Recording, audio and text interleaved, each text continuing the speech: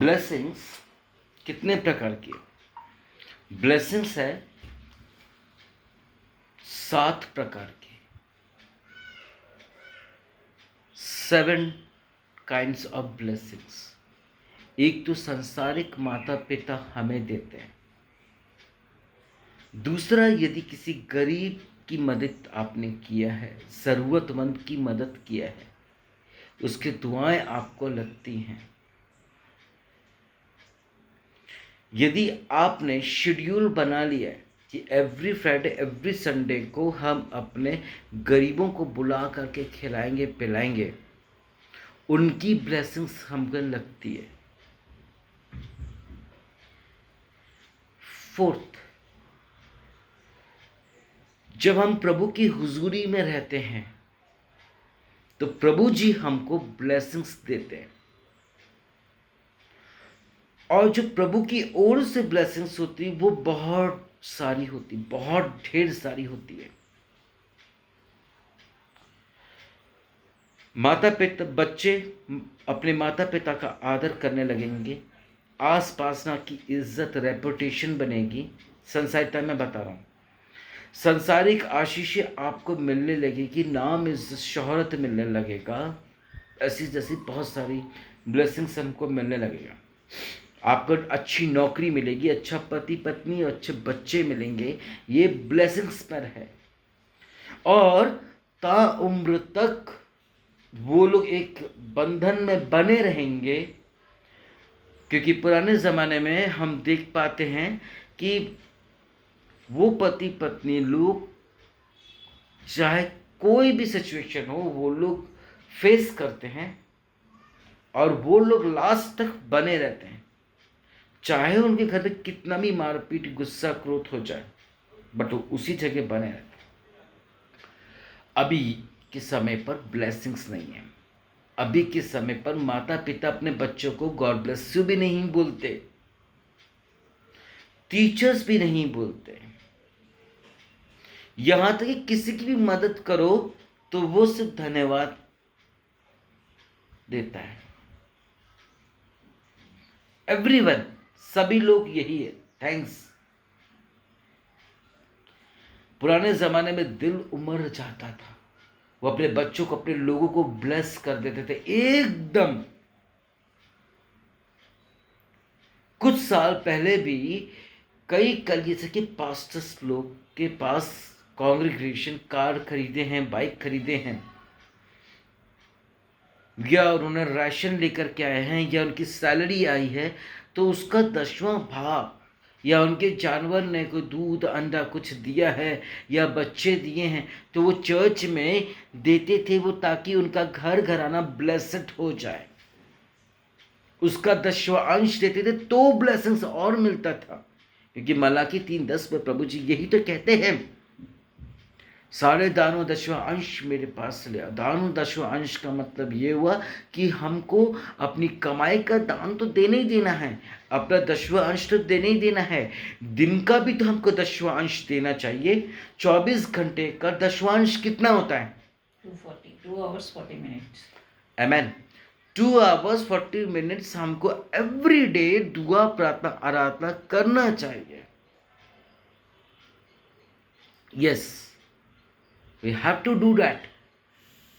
हमने यदि कुछ भोजन लाए या कुछ भी लाया है, we have to offer to the Christ.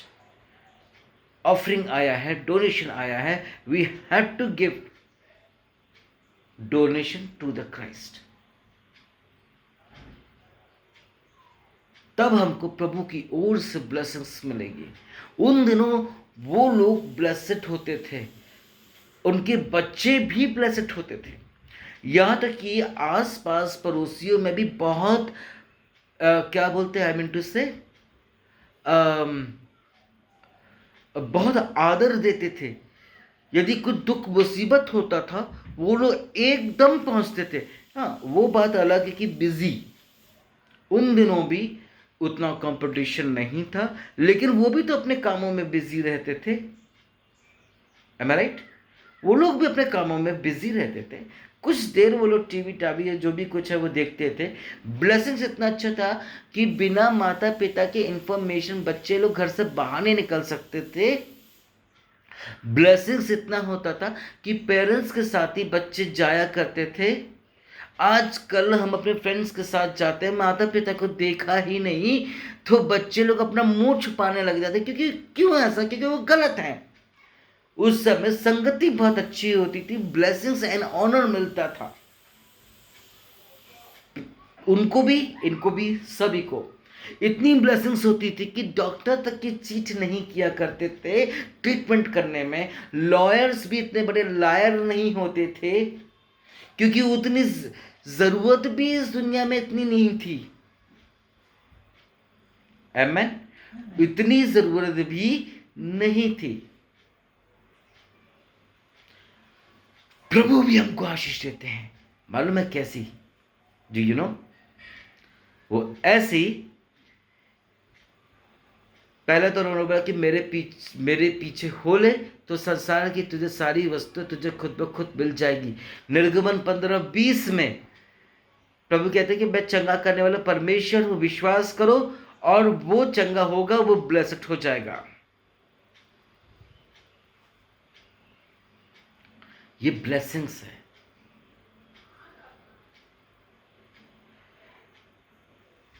Blessed इंसान कैसे होगा और बताता हूं।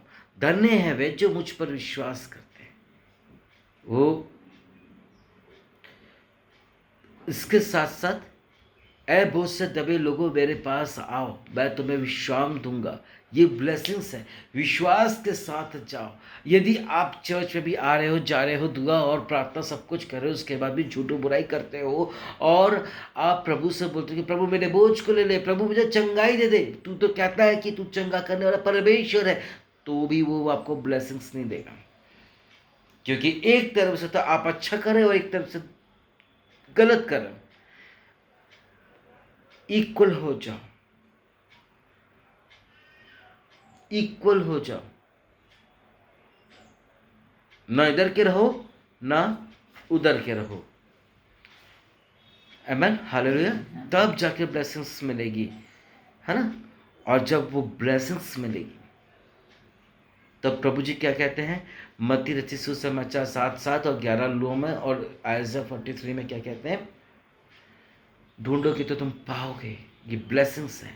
खटखटाओगे तो तुम्हारे लिए द्वार खोला जाएगा। ब्लेसिंग्स है।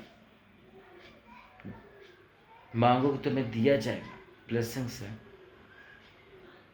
ब्लेसिंग्स के पाने के लिए संसारिता में, जैसे प्रकार मैंने बताया कि हेल्प करने लगोगे तो आप ब्लेसड हो जाओगे उनकी दुआओं से। गरीबों की मदद करोगे, आप उनकी दुआओं से ब्लेसड हो जाओगे। यदि आपकी चर्च में प्रेयर टावर्स में, प्रेयर सेंटर्स में दुआ करने वाले, आप ब्लेसड हो जाओगे।